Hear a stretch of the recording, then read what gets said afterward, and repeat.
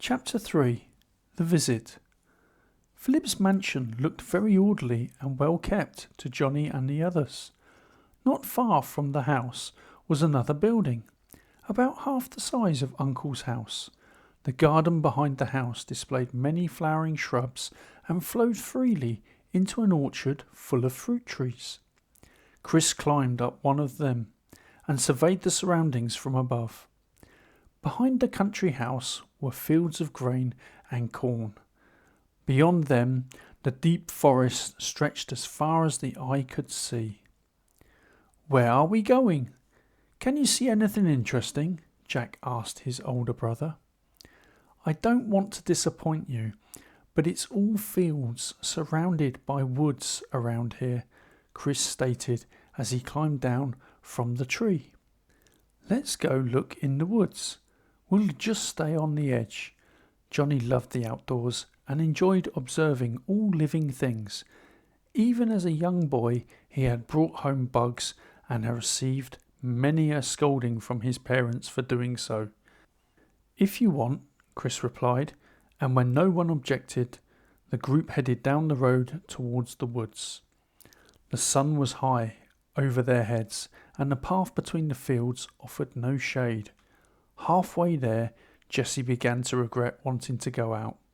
She was terribly hot and lamented. "The woods aren't getting any closer."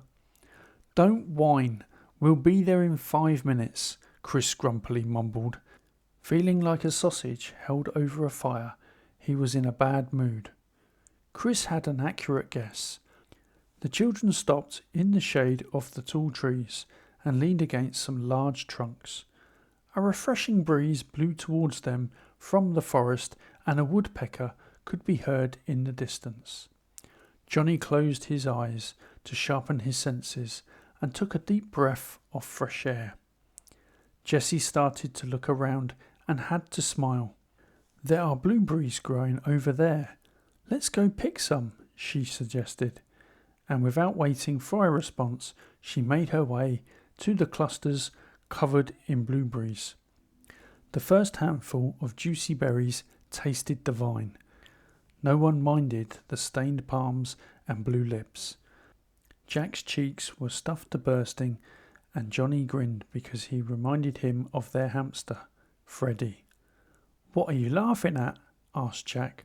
"Oh, nothing," Johnny replied evasively, not wanting to tell him the truth. "Don't you feel like we're being watched?" Jessie asked the boys inaudibly. "Yeah, I get the same feeling. I didn't want to scare you. That's why I didn't say anything earlier," Chris replied subtly. The hairs on Johnny's arms stood on end as a rustling sound came from the nearby bushes. All four stood up from the delicious berries and stared at the nearby bushes. Jessie grabbed Johnny's hand and squeezed it so hard that it hurt, but he was too afraid to make a sound. "Who's there?" shouted Chris fearlessly. Instead of a reply, there was another rustle from the same spot in the undergrowth.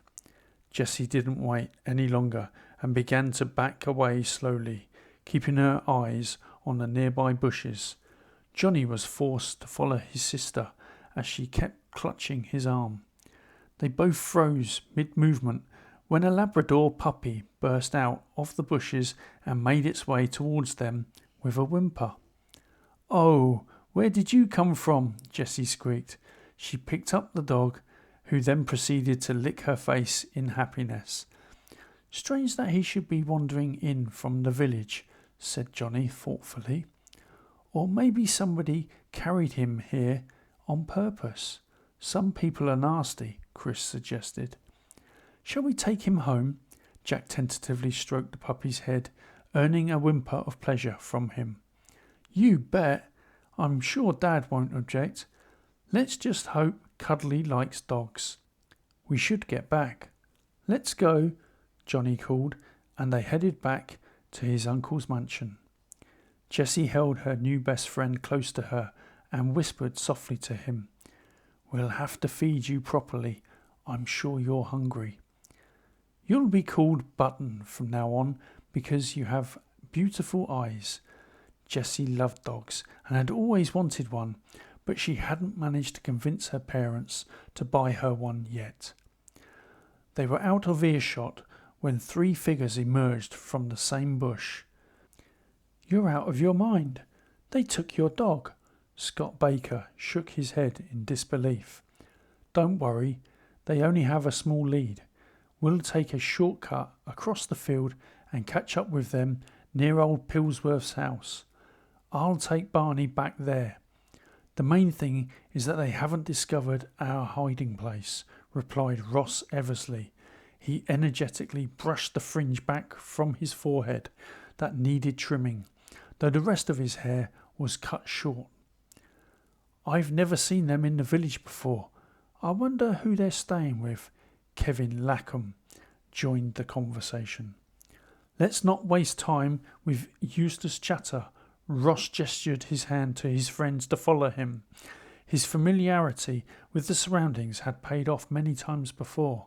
He'd gotten himself out of trouble countless times, thanks to various shortcuts and hiding places. At the intersection of the cornfield and the road, Ross stopped and tried to catch his breath.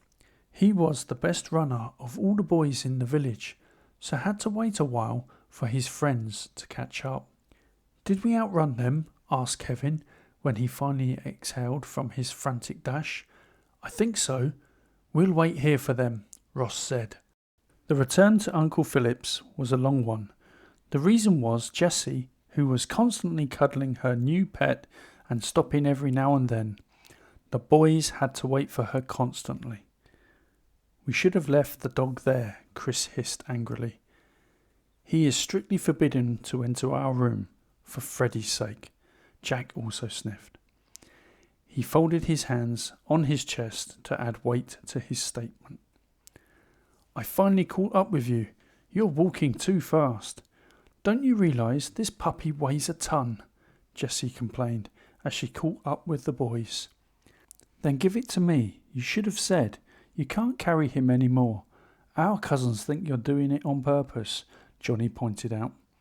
"Thanks, little brother," Jessie said, relieved to get rid of the burden. "The dog is mine," came a sudden voice behind Johnny's back.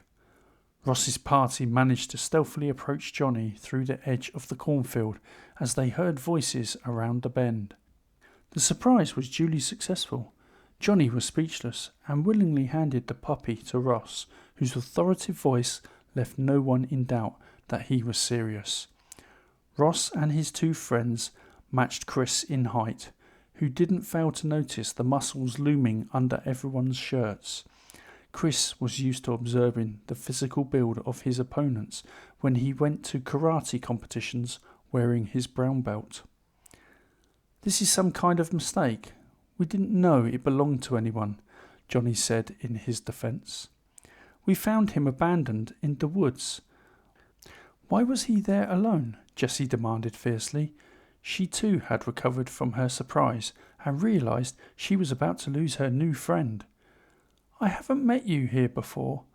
Ross ignored Johnny and Jessie, not wanting to confide in anyone. "Yes, it's our first time here, and you're avoiding my questions." Jessie didn't give in again, looking into Ross's dark, insistent eyes. "For your information, Barney suddenly ran away from us. You must have found him before we did," Ross finally explained. "Who are you staying with?" "We're visiting Philip Pillsworth." Chris joined the conversation. He didn't want to be seen as a coward when his cousin clearly wasn't afraid. "All right. We're always happy to welcome new visitors to our Phantom Society. Come by the church at 10 tomorrow morning," Ross said, and disappeared into the cornfield with his cronies. "Faded away like ghosts, eh? I don't understand how they knew we had their dog and how they found us so quickly. They have strange habits to boot, because they didn't even introduce themselves to us," Johnny stated, shaking his head in disbelief. "I don't understand why they are so confident that we will meet them tomorrow. We don't want any new friends," Chris said scornfully, turning to Jack for support. "Exactly. We have enough fun of our own. We want to finally start playing our game anyway, Jack agreed. We'll see. Maybe our game can be expanded for other players, and it might be all the more interesting, Johnny added thoughtfully. On the way to the mansion, he had a lot of ideas running through his head.